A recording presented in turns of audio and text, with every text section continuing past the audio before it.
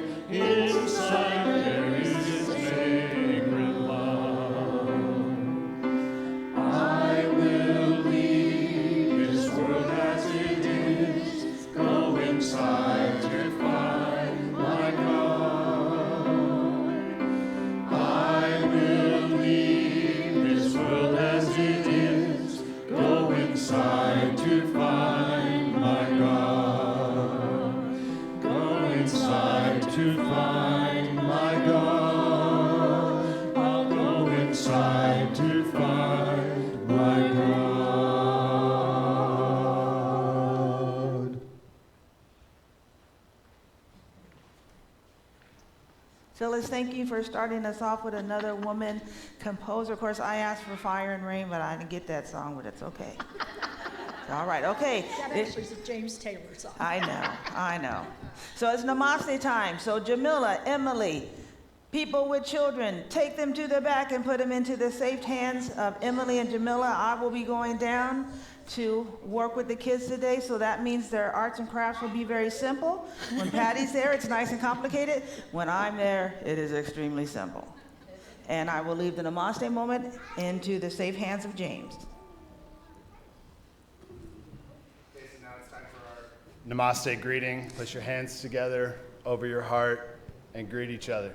Namaste. Namaste.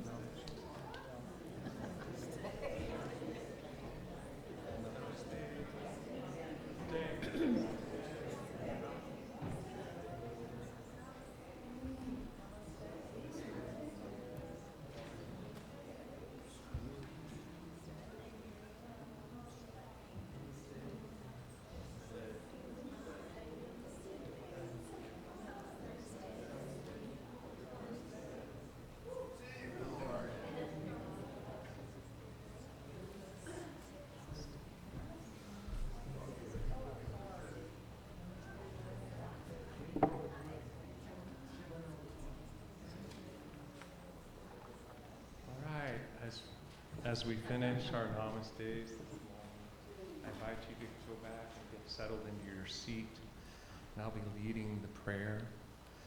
So as you settle into your chair, I want you to take a deep breath. And as we center ourselves, we connect with Spirit. And as today's rain brings nourishment to the earth, to the flowers, to the trees, to the grass, we feel this connection in feeding our souls with our connection with Spirit. And as we grow like the flowers, we are getting stronger. And I want you to feel this connection. I want you to feel it encapsulating your body. And I want you to feel this aura of strength spreading out around you. And it begins connecting with the people beside you. And it is spreading across the room. And is spreading across your family. And this strength that we are getting from this abundant, endless supply of strength and healing is spreading outward into our community, outward to our country, outward to our world, and see this golden light that is emanating from your body, that is the expression of God's Spirit through you as it grows and it grows and it spreads and it connects. It is endless. And today I want to give a little extra call to sending love and healing to Gail as she's struggling a little bit this morning, and that we are surrounding her with love and radiant light. And we extend that same to anyone in our community, anywhere in our friend group, anywhere in our family that is facing a challenge of any kind.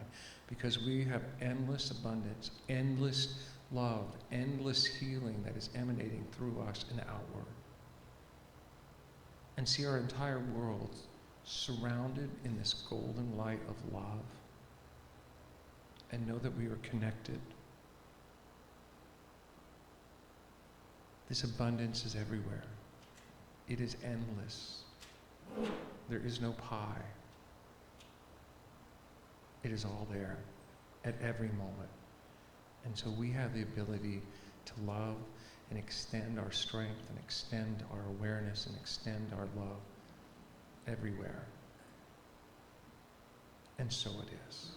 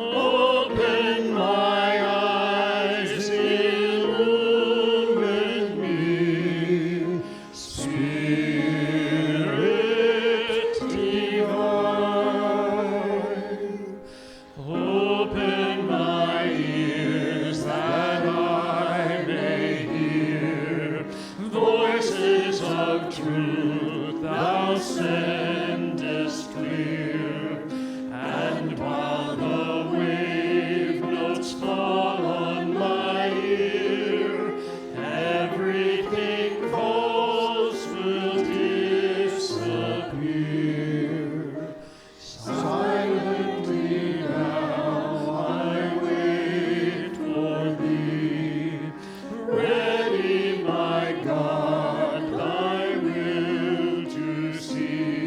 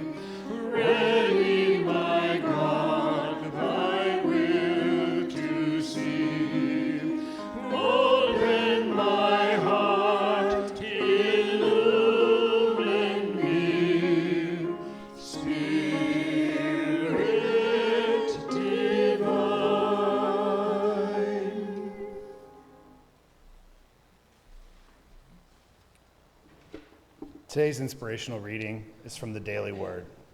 I bless all mothers with thoughts of gratitude. There's nothing quite like a mother's love, so nurturing, caring, and warm. Today, I bless the women in my life who express this love in all they do. Whether it's the woman who raised me or any of the other women I know who so generously shared a mother's love, I have felt the care of God through their tender touch and encouraging words. Over the years, I have grown strong and confident under their kind direction and have relied upon their wisdom. The divine feminine flourishes on earth in loving words and caring hands of mothers and all those who share a mother's love. I bless them and pray they know the love of God as they have shared it so generously with me. Thank you, James. Reverend Minnassa is going to talk about Mary, the mother of Jesus today, which is why we're saying a little bit about mothers. But we all, in a way, are mothers. We all are examples. We teach ourselves, our children, and those around of us by walking the talk that we tell them. My parents used to say, do as I say, not as I do. And it's like, I promised I would never say that to my children, ever. And I never have, actually. So I try to walk the talk.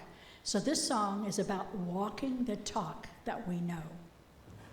Our choir is small but mighty this morning, spring break being what it is. Walking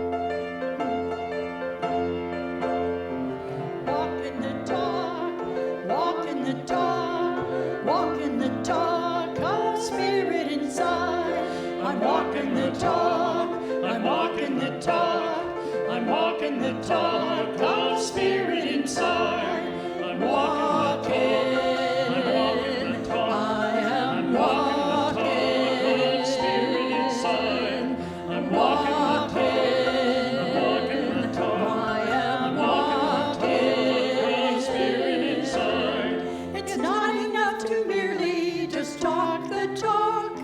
I have to be willing to walk the walk. Even when I know exactly what I should do, it doesn't mean a thing if I don't follow through. If I don't use the knowledge inside of me, it never will become a true reality. Walking,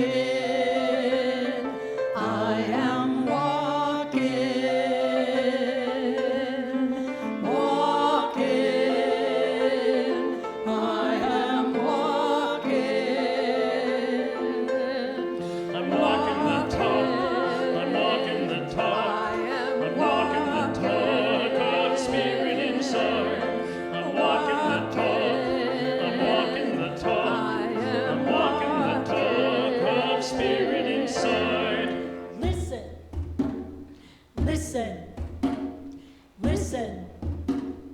Listen. Connect. Connect. Connect. Connect. No, then do. No, then do. No, then do. No, then do. Listen. Connect. Listen. Connect. Listen. Connect. Listen. Connect. Listen. No. Connect. Then do. Listen. Connect. Then do. Listen. No. Connect. Then do. Listen. No. Connect. Then do. I'm walking the talk. I'm walking the talk. I'm walking the talk of spirit inside. I'm walking the talk. I'm walking the talk. I'm walking the talk of spirit. Spirit divine.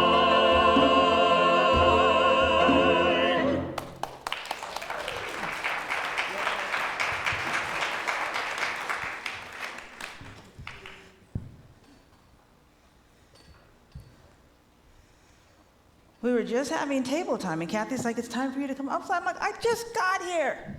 What's going on? Let's have my table time with the kids. Barbara and Ella were friends their whole life. They met in elementary school, junior high, and high school. They loved softball. They played in women's softball leagues. were in each other's weddings, each other's kids' baptismals, just spent their whole lives together. And as life be lifing, there was a time when Ella was in the hospital. Barbara's granddaughter would take her every day to see her. But on one visit, Ella said, "I don't have too many more visits for you." Barbara, sensing that, said, "Well, listen, when you get to heaven, let me know if they have softball. Come back and let me know." And Ella said, "If there's any way I can do that, I'll do it." Ella passed away. A couple weeks later, Barbara's granddaughter is waking at 3 a.m. She sees it's her grandmother on the phone. She's like, "Granny, what is it?" She says, "I have some good news and some bad news." She goes, "Okay, tell me the good news." "I was awakened by the sound of an angelic choir. A bright light shone in the room, and there was Ella, healthy as could be, happy." And she said, "They've got softball in heaven.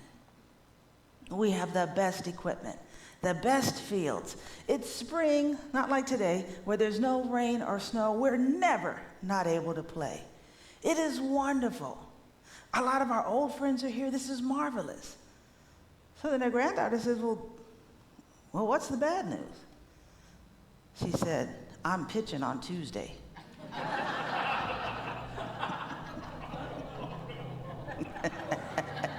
There you go. I knew it would come, yeah. So I want to thank Reverend Karen Williams for her inspiring and empowering message last week. And so I'm following her example, and I'm using a woman from the Bible as we're in this Women's History Month, celebrating the power of women, which our youth will close out next week. And I want to talk today about a woman who gets pushed out in Protestant circles. I want to honor and reflect on the journey of Mary, the mother of Jesus, not as a historical person, but to look at her as a divine feminine archetype, a symbol of faith, expectancy, and transformation. Through her journey, she embodies the divine feminine consciousness that nurtures, trusts, and calls forth the highest within us. My message title today is Mary's Magnificent Faith, a Metaphysical Journey. And these are all tarot cards and oracle cards that are used today. So she's sort of having her comeuppance in the spiritual world, so you can get a whole deck of different versions of her, or she'll be in different decks. And so too often Mary is depicted as quiet and passive, but when we look at her from a metaphysical viewpoint, see her not just as some static historical figure, but really look at her through the eyes of faith, through the eyes of our wisdom, through our new thought consciousness. She is a teacher of faith, of surrender, and expectancy. We can look at her life and learn how we can also step into moments of deep reflection, trust, and ultimately experiencing transformation. At the core of Mary's journey, and this will be the foundation for how we move forward, is her initial declaration of faith, an order that serves as a foundation for the defining moments in her life. So we're going to take a look at 3 of those moments. And so there is the Song of Mary. It's called the Magnificat. And it's a declaration of divine abundance holistically, of her spiritual abundance. So the story begins where Mary makes a bold affirmation of faith called the Magnificat. She says, "My soul magnifies the Lord, and my spirit rejoices in God, my Savior, for he has looked with favor on the lowliness of his servant. Surely from now, all generations will call me blessed." But let's take a step back to what happened before that. So she got a visit by an angel. Most people say it's Gabriel because Gabriel is the messenger of God. Who said, "You're going to have a baby and God's going to be the daddy," right? And in some ways in that culture and in those around the world, gods were doing that all the time. So it wasn't that strange, but she is in a Jewish world, in a Orthodox Jewish world. And women don't have children out of wedlock. So she was going to get stoned And I don't mean like with weed, I mean like with rocks, right? I got stoned after that, all right? Get stoned, rejected. Her whole family could be shamed because of this. And now if you know the story, when she went and told Joseph, first he was like, yeah, girl, okay. Right? And he was gonna, obviously a kind man, just put her away until an angel said, like, no, dude, what she told you was right. So she knew her life was in danger. Her family's life was in danger. And yet with her divine alignment, right? My favorite thing, divine alignment, her consciousness, right? That crown chakra opened where she could be receiving messages from the divine with clarity. She declares, I will magnify the divine within me. I will open to the possibilities. And I'm ready to move forward into the I don't know, not sure how this is going to happen, not sure what's going to happen. But again, this faith. I think, there's this whole thing in the Catholic Church. She was so pure and holy, and that's why God chose her. I think this was a young woman who was spiritually astute, had worked on her consciousness, and then this message was able to come to her. And then she had that response, a response that showed her alignment with her divinity. She knew the history of her people. She knew the miracles that happened in what we would call the Old Testament, but what would have been the Tanakh for her. She understood that nothing was impossible for those who believed, and that she was willing to boldly step into the unknown, into her greater yet to be. And she sings this song, I will magnify the divine within. That where the world says, I'm lowly, I have no value, I don't matter. That's not true, for I know my divinity, and I will make room for more of that. So then on this foundation where she affirms divine within, I trust divine order, and I allow abundance to flow in ways that I don't know, but I'm ready. It's from this place that we're going to take a look at 3 narratives that involved her, where we can see her faith, her connecting to her divine feminine, and her embodying her divinity. So we're going to look at, she pondered these things in her heart, the power of reflection. This is after the angels and the shepherds and the wise men and all this stuff, where she could have just been all caught up in it. Look at me, look at my kid, we're fantastic. But she took a different route. She treasured all these words and pondered them in her heart. Again, she turned within. I think part of our consciousness is when we're having difficult circumstances and I don't know what to do and I'm going to turn within. But when it's good, baby, you need to turn within too. Because how can you expand that goodness, make room for more of that goodness? You still have to take that time to reflect and know that it's all good. And she took that time to turn within. She didn't need people outside of her. She didn't need social media influencers taking pictures of her and baby Jesus and Joseph and let me get this up on my Facebook page and let me get on TikTok. She didn't need any of that. She understood. This is powerful. And I'm being asked to move in powerful ways and do new things. Let me think about that.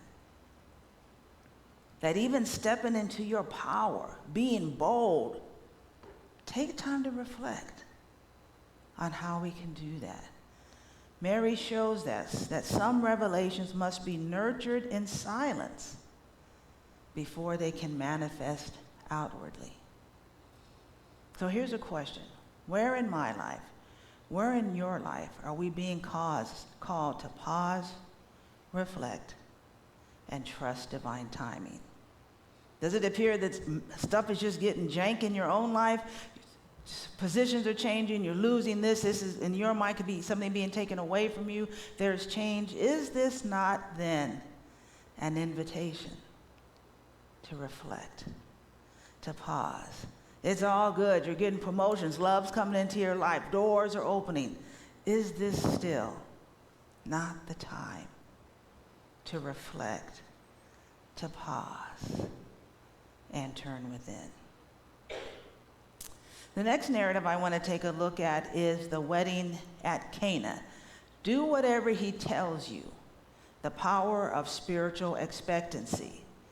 And so I love this. It's hard to find these images, and I realized lately I've been using a bunch of words and not images. So trying to get this image so you can see like the wedding, the bride and the groom are in the back. And I also wanted this because, Mary is always in her blue, that divine blue. So I wanted to find an image with that. But here they are at a wedding, and the bride and groom run out of wine.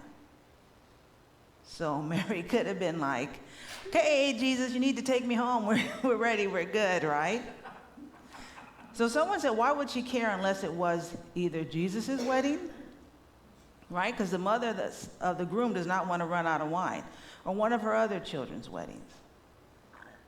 But she comes to him, understanding again, when you're in alignment, when you're taking time to pause and reflect, when you're moving in your power, you can take possibilities with you.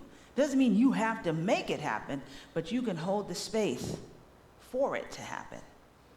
And so she just says to him, they're out of wine. And he says, not the time.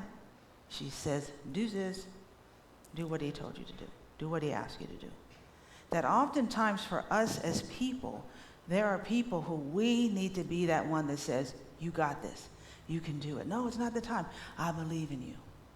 I'm holding space and I'm walking away so that you can step into your power, so that you can step into your miracle, so that you can create something that you didn't believe you could do. Well, I just need one more certificate. I need to take one more class. I just need a little bit more time. I just need the approval of these people. The divine feminine says, here is the room for the divine to work out something. Here is the space for the divine to make a way out of no way. Here is the place for the divine to make something out of nothing. And she walks away in faith. She didn't tell Jesus, now listen, well, I need a miracle. I need you to take this water over here and I need you to turn it into wine. No, she just said, again, come to the divine within and say, here is my situation. I make space for divine. Separate. Well, first you got to work it out like this, and then I need it like this. I need it on Tuesday. Then the next day, like I know that Dan prayed for Gail. And I'm telling her, the CNO is going to get an email from me because I'm not happy about the way they did something. But in the end, I have to trust the divine. But not just in the end, in the middle and in the beginning. Allowing the divine that when I can't figure it out, to know it's still all good. There's a way. And I make room to do and listen to what the divinity, your Christ self, is saying within you.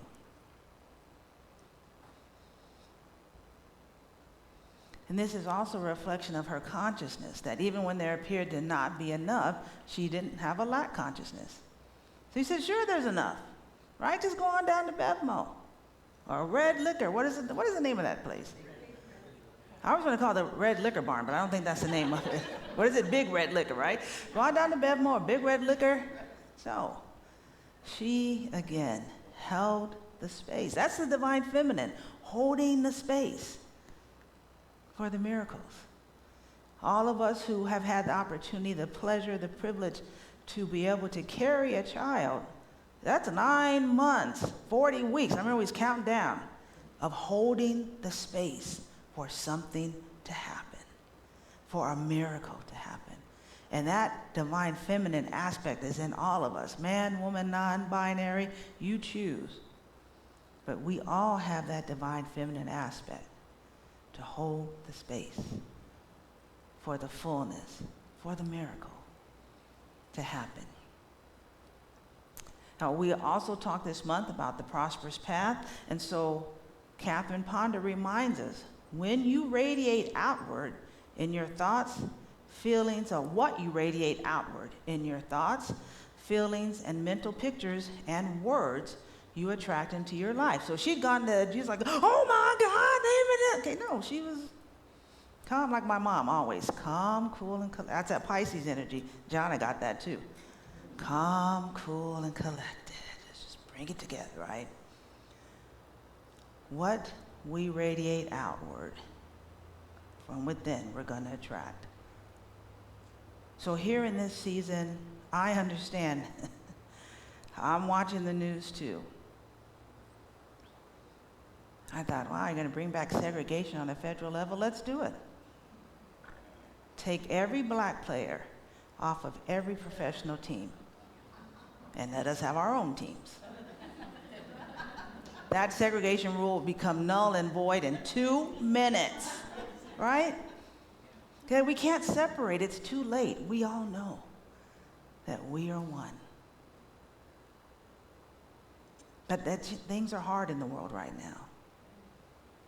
But we can get that lack mentality, step into that cray-cray mentality, step into that worried mentality, or we can do what the divine feminine has done throughout years and hold that space. I am expecting a miracle. I am expecting the divine. I am expecting to live in the truth that all is well. Miracles occur when we let go of the how and simply hold faith in the divine unfolding. Last night, Gail slipped off this little stool that she has.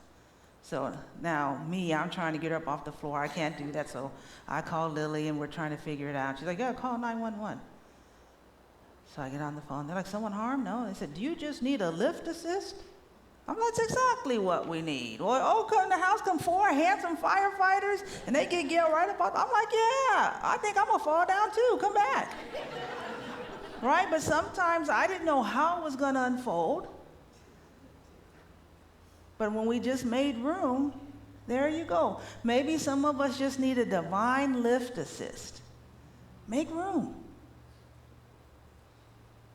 The last area or episode or narrative in Mary's life I want to talk about is witnessing the empty tomb, the power of transformation. So my ChatGPT let me know that nowhere in the scriptures does it say that Mary was there by name, but it does say that there were women who were there. And of course, if Jesus' wife, Mary Magdalene, was going to be there, I'm sure his mother would be there. And I wanted to show the picture of the Pieta, which is, Mary holding the broken body of her son, but there are mothers here that have lost their children. I thought I'm not going to bring that image in here. But here she goes, her faith, stepping forward, that if this is the path, I will finish it with love. I will put this body together. I will send. And she goes. And instead, there's a transformation. What was lost has been found. What was dark has become light. And she is able to step into that with faith. Mary Magdalene is able to declare the very first gospel. He is alive. She preaches the first sermon. And there is a power in going that even where it feels like all is lost, where there's nothing but death here, I will still bring life. I will bring hope. I will be the light. And there is met with this great rising up. Let me ask this question. Where are we being invited to move from fear to faith? In these scary times, where are we being invited to move from fear to faith? And where can we move, even if we're at an ending, to a new beginning? Mary, the mother of Jesus, was not just some passive figure in history, some super holy woman. I don't know if I told you, I grew up in a Protestant church, so I don't know much about Mary, but I had a Greek Orthodox teacher who was my Greek teacher in seminary. And somehow they got to talking about Mary, and I was like, what are you saying? What are you saying? And he says, well, it is our belief that Mary remained a virgin. Did I tell you guys this? I said, well, no wonder they made Joseph a saint. I'm just saying, right? My teacher didn't appreciate that, by the way. I'm just saying, she doesn't have to be so pure and holy and untouched. She was a badass. She had the mindset to be able to say yes to giving birth to something bigger, something better, something powerful, and to be able to walk that path. And when it looked like everything she had been told was a hot mess, she still moved forward in faith. And if that is not a figure to want to model and follow, I don't know who is. She didn't have to be perfect. You know about when Jesus was having his bar mitzvah and they left town and he was still there when she got back? She was like, boy, we've been looking for you. Right? That's the Minnassa version of that text. All right? She was mad. She was hot. He's like, well, didn't you know? I'm sure she was like, I'm not trying to go to jail today, right? But she still had faith. She knew where to go where the divine was. And today we have this capacity to move with her. The prosperity, we're talking about being on the prosperous path. We've talked about the game plan for spiritual living. That these things combine in this woman's life. A prosperity of her divinity. A prosperity of faith. That her every need was met, even in the darkest times. Can we reflect? Can we turn within? Can we make room for the divine to die and rise? I've got an affirmation for us. I'd like you to join me in saying this. I magnify the divine within me. I trust in divine wisdom, embrace spiritual expectancy, and walk in faith, knowing all things are unfolding in perfect order. May we honor the divine feminine within us all. The wisdom, which is the kids' words downstairs, parents, be prepared. Courage and faith that not only transforms our lives, but transforms the lives of those around us. And so it is.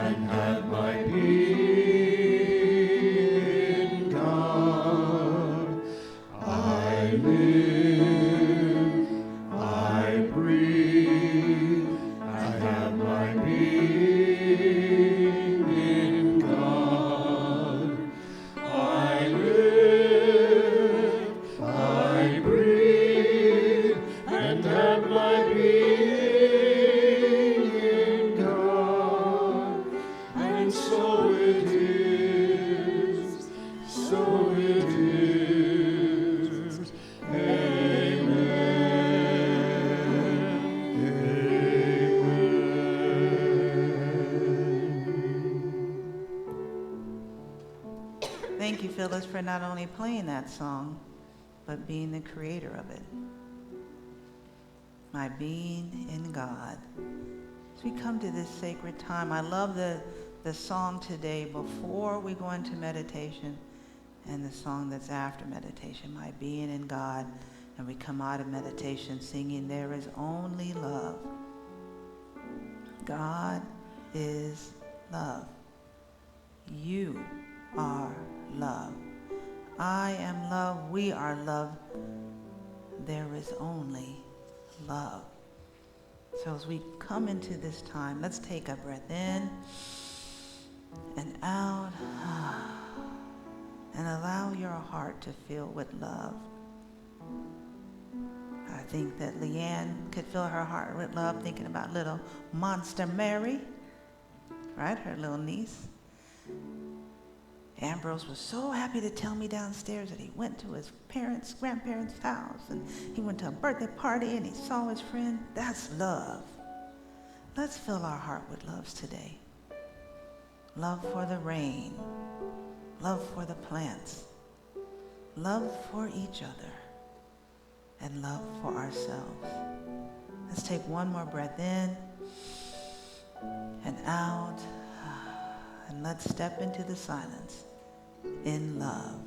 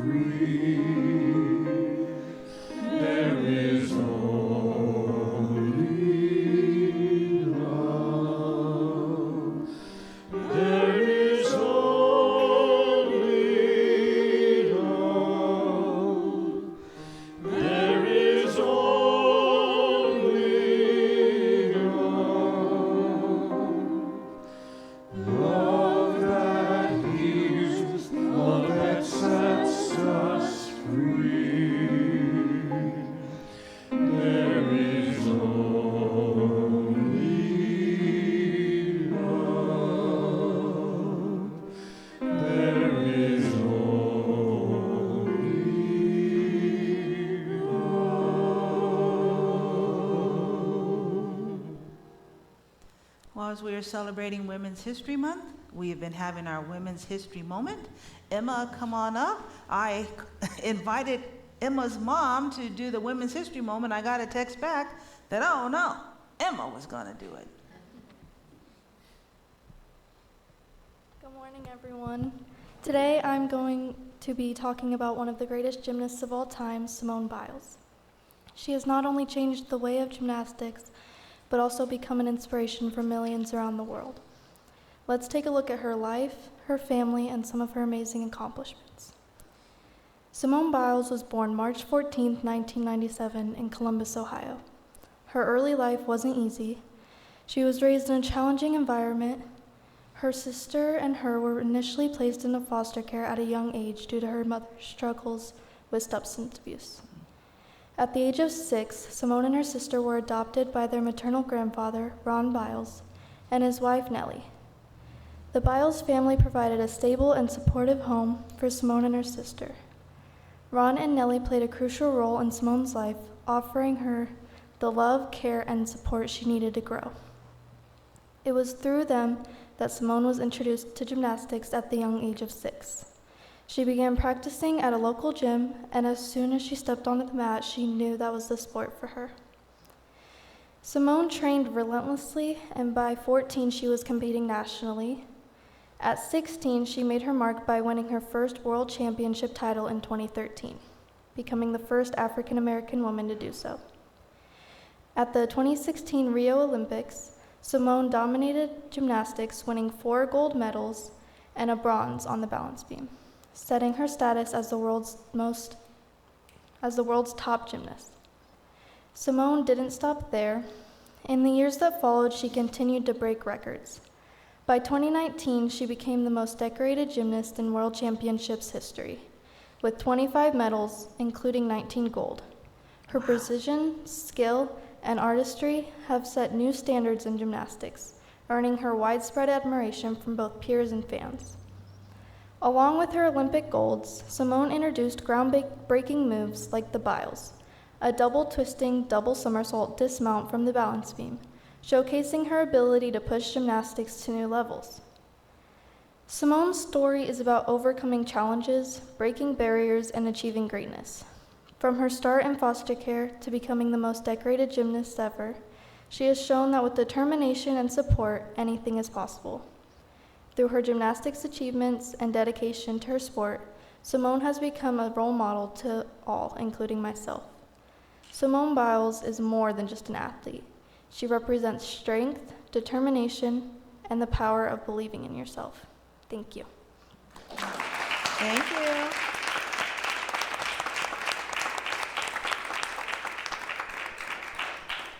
Thanks, Emma. We prepare now to show our gratitude for what we continue to receive. There are several ways to contribute to Unity of Bloomington. Checks or cash are always welcome, or you can use the text to give button on the screen or the donate button on the website. As the offering bags are passed, you may want to bless the bags and their contents. If you are new to us, please fill out one of the blue visitor forms in the pocket of the chair in front of you with your first impressions. Prayer request forms are also available in the pocket. Both of these forms may be dropped into the offering bag as it is passed. Please join me in speaking our abundance affirmation. I am an abundant being in an abundant universe. I am not dependent on people or situations for my good. God within is the source of my supply. I always have something to give, and I consistently give it. I expect the best, I give my best, and I now attract the best in every experience. I am one with the heart of the mother. I am one with the heart of love. I am one with the heart of the Father. I am one with God.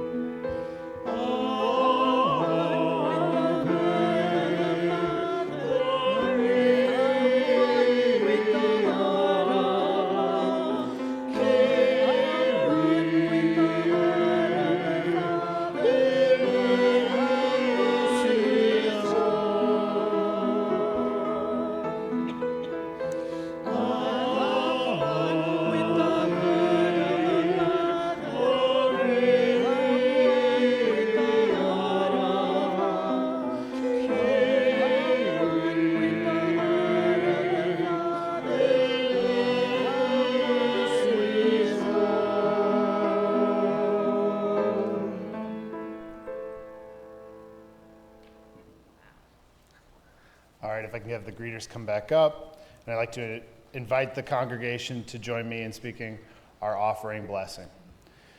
Divine love flowing through me blesses and multiplies all that I have, all that I give, and all that I receive, and I am grateful. All right, we've got some announcements now. The third session of our spiritual economics book study meets today at 11:45 here in the chapel. You do not have to have attended the previous sessions to join in. We also have yoga is on hiatus. Saturday morning yoga class is on hiatus until after Easter. Classes will start again on April 26th. I'm going to add an announcement. I brought some trees. You may have seen them as you entered church today. There are some trees. You can take as many as you'd like. My neighbor ordered 200 trees. We don't need 200 trees between the two of us, so please take some trees. And if they are gone and you want to reach out to me later and be like, can I get more trees? Like, I got it. I got you. So, all right, cool. They're out there downstairs. You go out downstairs, they're right there. There's a sign that says free trees. There's pin oak and swamp white oak. So, and they are great for wet areas, but also all areas. So, yeah, there you go. Cool. Reverend Minnassa.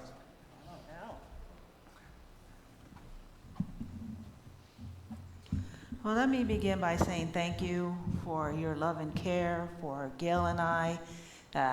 At the hospital, they have the social worker calls and make sure she's not depressed and all that stuff. I'm like, she's married to me. Of course she's not depressed.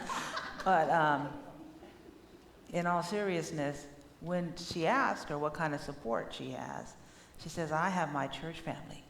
And that touched me. That she told her, that's my support. And so thank you. All right, trying to not be all teary-eyed.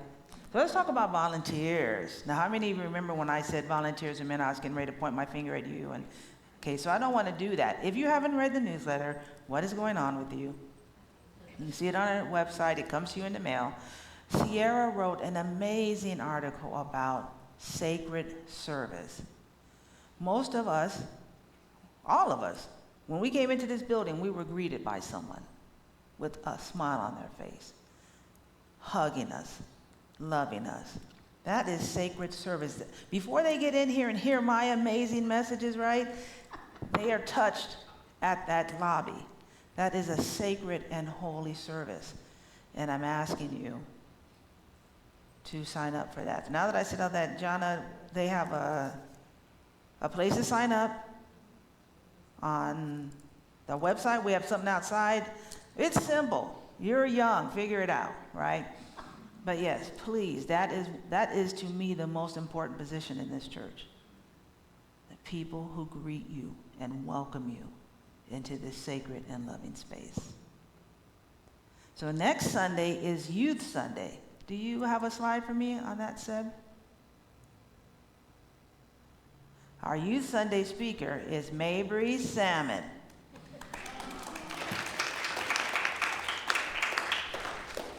Her and I had lunch together yesterday at Culver's.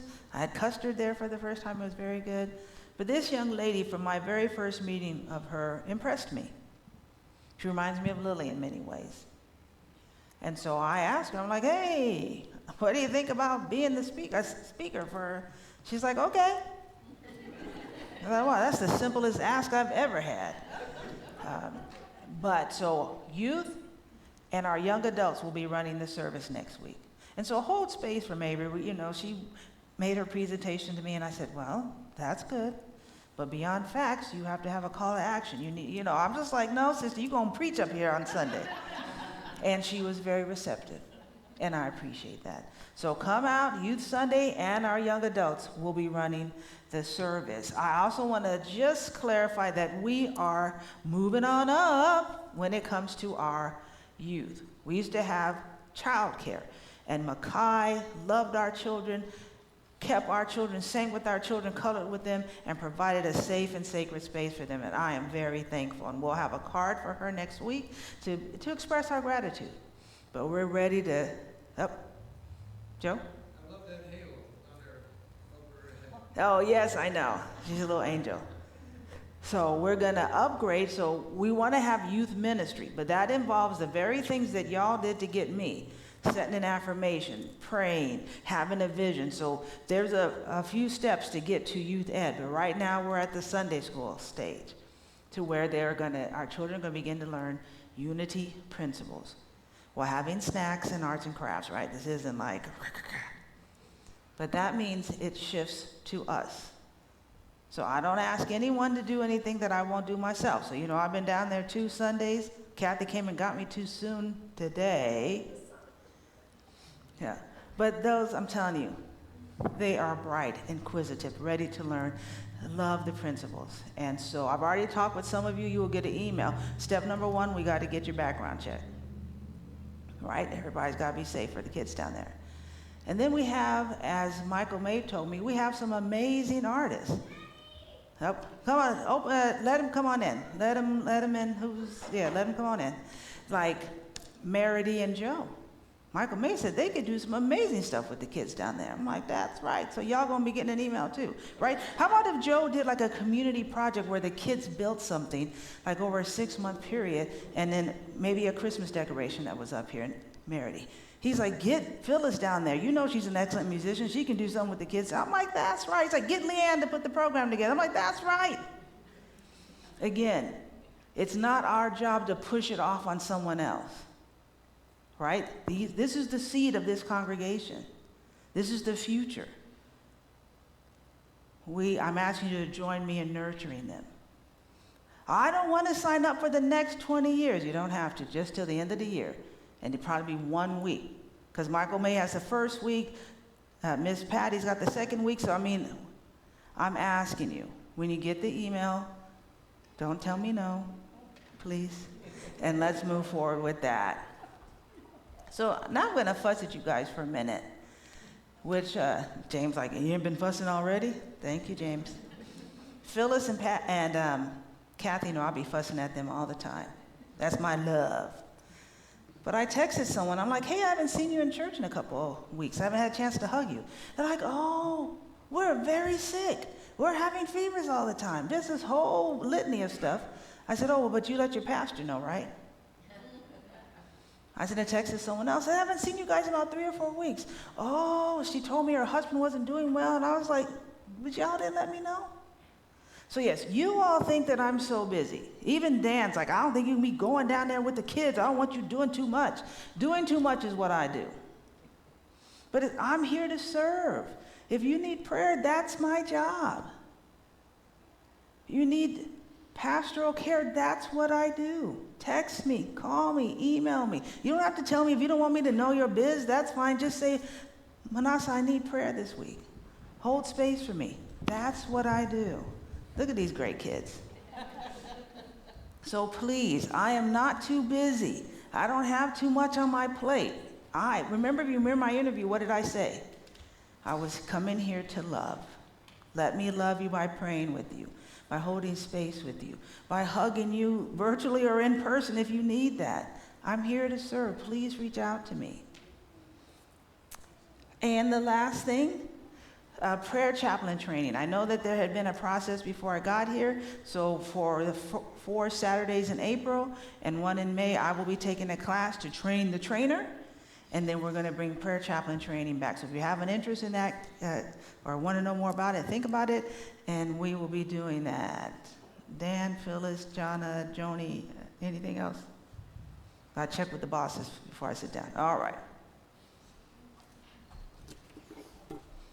All right, please stand and join me for our prayer for protection. The light of God surrounds us. The love of God enfolds us. The power of God protects us. The presence of God watches over us. Wherever we are, God is, and all is well. Now let's go ahead and circle up and sing, Let There Be Peace on Earth.